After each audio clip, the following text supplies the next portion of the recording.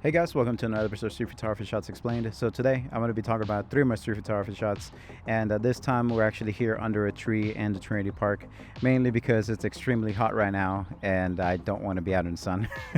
It's supposed to go up all the way to 99 today, which is this in Celsius, and it's just way too hot. So even in the shade it actually feels like 90. So my dog is currently like dying right now because of the heat. Like, check it out.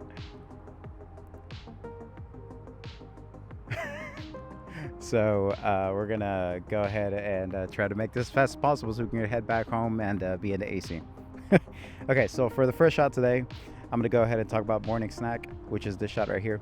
So this was actually taken in Central Park, and basically it is a shot of a squirrel that I ended up taking over in the morning. So I actually ended up meeting somebody there that was, maybe in her 60s or whatnot, retired, and she would go there every day and go feed the squirrels. So I ended up meeting her there one of those days because I had met her a day before, and we had talked a little bit and whatnot. She was feeding the squirrels, and basically I wanted to capture. I usually, whenever I go to Central Park or anything like that in New York City, or doing street photography in other cities, I try to get there extremely early just so that I can catch different types of light, as well as there's less people out in the park in the morning and everything. So that's why I go out there in the morning, and I'm able to catch awesome shots like this because there's very minimal light, and basically I ended up catching a ray of sun that ended up going towards the squirrel and lighting it up, while everything around it is a little darker. But basically what it's eating is actually a snack that she ended up giving to the squirrel, and that's what it has in its mouth and what it's eating. So basically what they would do is it would run up to her, and it would like grab it like from her hand, and then it would just like start running and going towards the little area behind the bar so that nobody can touch it, and it would just start eating it there where it felt safe. But yeah, that's basically the shot. Very simple to explain.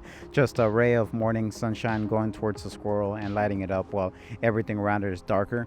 So just so you guys know, in all of my photos, every single one of them, I've never used Photoshop, and I will never use Photoshop in any of my photos because I want them to be authentic. So whenever some people might say something bad about that, like, oh, it doesn't really matter because you can do whatever you want, whatnot, or you can be artistic one way or another. But for me, it's the whole, like, if I take a picture in the morning, I want it to look like the morning, and I know for a fact that I ended up taking a picture in the morning. If I end up taking a picture at night, I want there to be stars in the background and everything, and I don't want to add a background just to make it look cool. I want to know that I was actually there and I ended up taking that shot when I ended up taking it, like very authentic, so that in the future, whenever people review my photos, they can just see them and say, okay, well, he ended up taking this in the morning in Central Park.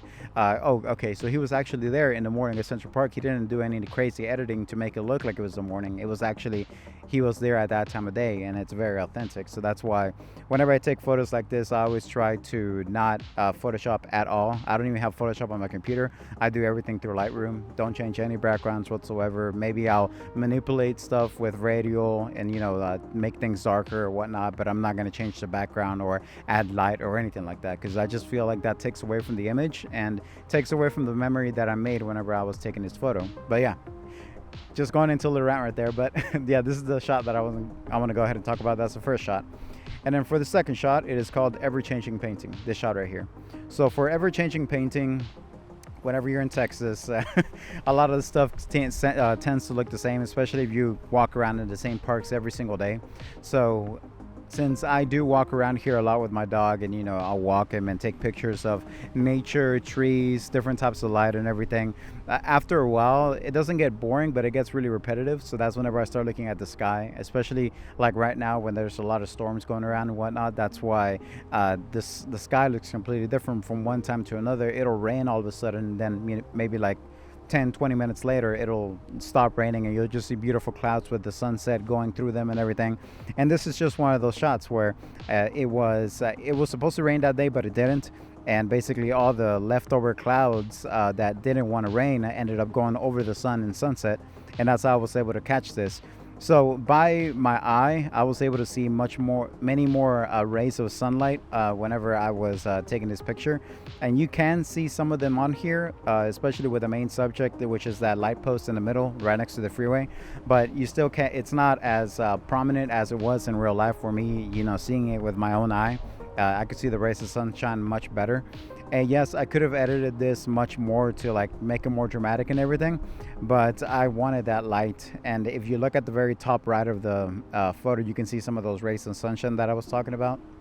So for this one, it's mainly the sun in the middle, and then it's going through the clouds and going towards that post. That's one of the rays of sunshine. And then you'll see them on the top right as well, going up towards the sky and over to the right as well. But basically, I wanted to make this very isolated, so that's why I only put the actual light post on there, and I didn't put anything else on there. I could have added the freeway and everything, just a whole bunch of other subjects and cars and whatnot, but this just felt more authentic. it felt like it was a good idea to just solo out the cloud, and that's it, just leave the cloud in the photo itself. But yeah, that's how I ended up taking this picture. But this is called ever-changing painting because as the wind is going super fast across the clouds, it changes the forms of the clouds.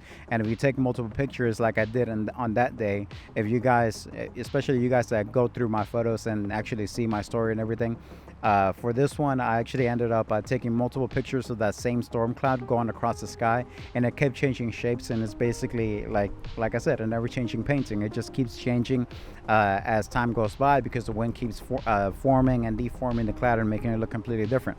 But yeah, that's this shot. And then for the third shot, it is called No Handlebars, this shot right here.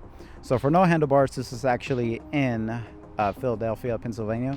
And as you guys know, if you guys have ever been to New York City, there are a lot of points where you'll go to Times Square, and then on the side of Times Square on Broadway, people will go through there and they'll do wheelies on bikes, they'll do wheelies on ATVs and stuff like that. And that was like one of the first cities that I ended up seeing them do ATV wheelies and everything in the main streets like that. And then after the fact, I ended up going to Philadelphia, and I ended up seeing them do that there as well. So at this point, I only had an 85 with me that I was actually shooting with. So it got me a pretty good distance, but I always had to back myself up whenever I was taking photos because basically you can't change the focal length. It's not a zoom lens, right? It's fixed on 85. So for this, I ended up seeing them go towards me on Benjamin Franklin Parkway. Another bit of information for you guys that don't know what Benjamin Franklin Parkway is. It is the parkway that goes towards that Rocky Museum of Art, the Philadelphia Museum of Art. Everybody's always like running up the steps and like doing the Rocky pose and everything. That is Benjamin Franklin Parkway is the one that goes up towards the Philadelphia Museum of Art. So as I was walking around there doing street photography, I ended up seeing these guys go up, and they started doing wheelies and started doing tricks and everything. So I had to take out my camera really quick and try to push myself back so I could actually put them in the full frame. And I ended up taking a couple of pictures, but as I was taking these pictures, I could see them coming towards me, and they could see me as well taking these photos. So some of them started like say hi and like seeing posing for the pictures and everything. So this guy, I did upload a picture before this of another guy where like he ended up waving, but this guy, what he ended up doing is that he ended up seeing me, and he was going to do a trick. He actually did a trick, but I didn't get the full frame, but he did a trick after I ended up taking the picture. But before, he noticed me, and as soon as he noticed me, he ended up putting his arms up and didn't touch the handles on the actual ATV, and he was just holding it like that.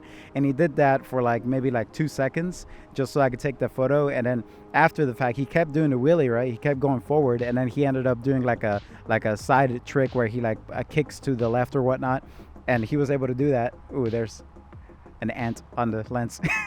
But he was able to do that kicking to the left, and I was able to capture that as well. But it is a more centered shot because by the time he ended up getting closer to me, I was basically right on top of him as far as the photo, and it just didn't work out. So that's why I ended up using this one instead. But it's funny because he ended up raising his arms like that, and he was just doing his own thing, but he ended up noticing me taking a photo, so that's why he ended up looking at me like he did, and I was able to take the shot, and basically it worked out. So then after the fact, like I said, he ended up posting and I missed it, but I ended up getting this shot, so that's what matters. This is the shot that I'm talking about. So yeah, that one is called No Handlebars. So those are the 3 shots that I wanted to go ahead and talk about today. Today it's extremely windy, and Reggie is more than happy to not be walking around now because of this heat. But yeah, you can see him right there. He ended up switching spots now. But yeah, I'm really excited on this trip coming up and everything that we'll be able to see in Europe, starting in Rome and then going all the way to Scotland. And I'll show you guys Inverness, and we'll be on the Hogwarts Express as well. So there's going to be a lot to see. But for now, we'll just be doing videos like this, talk about my daily street photography. And yeah, thanks for all the support, guys. And I'll go ahead and catch you guys next time.